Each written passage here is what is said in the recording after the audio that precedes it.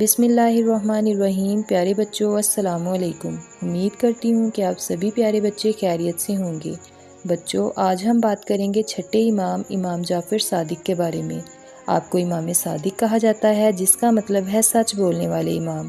آپ 17 ربیع الاول کو مدینہ میں پیدا ہوئے۔ آپ کے والد کا نام امام محمد باقر علیہ السلام اور والدہ بی بی ام فروہ ہیں۔ آپ کے پاس بہت نالج تھا۔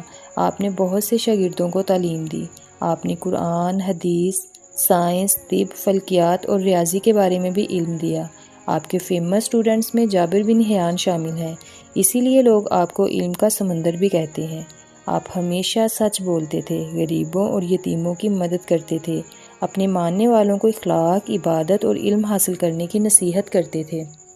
بچوں امام جعفر ہمیں یہ سکھاتے ہیں کہ ہمیشہ سچ بولیں، علم حاصل کریں اور دوسروں کے ساتھ نرمی اور محبت سے پیش آئیں۔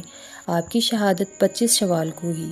امام جعفر کے زمانے میں بنو امیہ کی حکومت ختم ہو رہی تھی اور بنو عباس کی حکومت قائم ہو چکی تھی۔ امام کی شخصیت اس وقت بہت عظیم اور مقبول تھی۔ یہی وجہ تھی کہ عباسی خلیفہ منصور کو ڈر تھا کہ لوگ امام کو اپنا اصل رہنما مان لیں گے اور خلافت اس کے ہاتھ سے نکل جائے گی۔ اسے یہ فکر تھی کہ اہل بیت کی محبت اور امام کا نالج اس کی حکومت کو کمزور کر دے گا۔ اس نے بار بار امام کو پریشان کیا، مدینہ میں جاسوس بٹھائے اور امام پر سختیاں کی۔